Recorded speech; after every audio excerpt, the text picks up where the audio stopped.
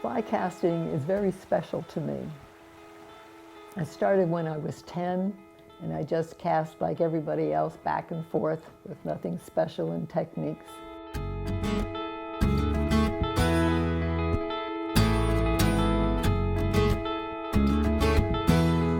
I had a particular man on a Patterson casting club, Patterson in New Jersey. His name is William Taylor. And I used to billy for him, meaning that he would practice casting, and he'd cast, over 100 feet, and then I would pull in the line and lay it out on the platform so that when it went out, it wouldn't tangle. We would go, say, once a week and practice casting. So of course I got to the point where I wanted to do that. So he let me try his rod, but it was too heavy for me to use. And these are bamboo rods in these days. We're talking about in the 40s.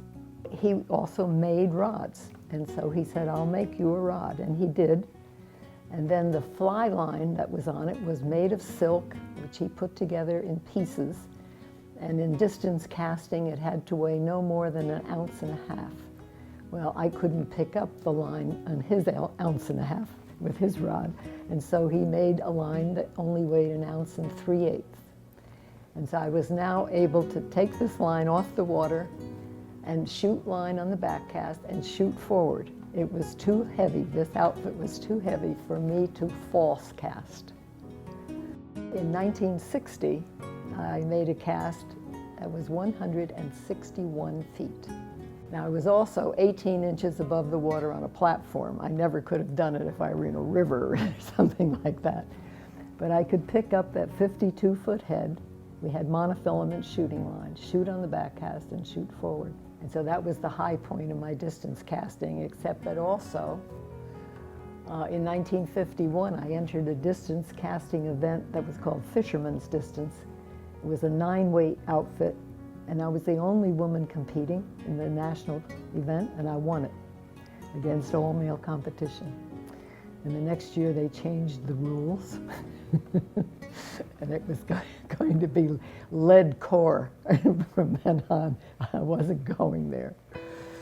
When I was doing the distance casting, I learned about drift, because picking up 52 feet of line would not give me a long enough forward stroke to make a really long cast. So I picked up the 52 feet of line in a vertical plane, drifted back, and then double hauled and cast forward. And so that was my introduction to drift.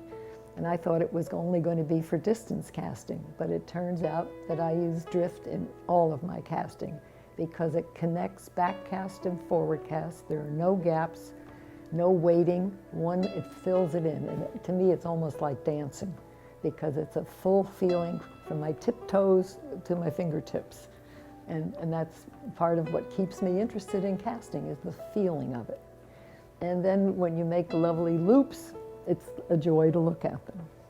And then when you go fishing, if the fish are not cooperating, but you are doing good casting, you can at least go home at the end of the day and have some satisfaction. I love fishing in all conditions and all fish, but I used to say that Atlantic salmon were my favorite freshwater fish, and that tarpon was my favorite saltwater fish. But having fished for so many different fish, they all have different character. When people ask me now what my favorite fish is, I say, whatever I'm fishing for. And if they ask me my favorite place, wherever I am. Because we only fish in beautiful places. Clean water, lovely surroundings, very few people, no civilization. And so it is all-encompassing. The choices of fish give you characters. Different fish have different characters, different conditions under which you fish them. So it is such a broad, broad world of adventure.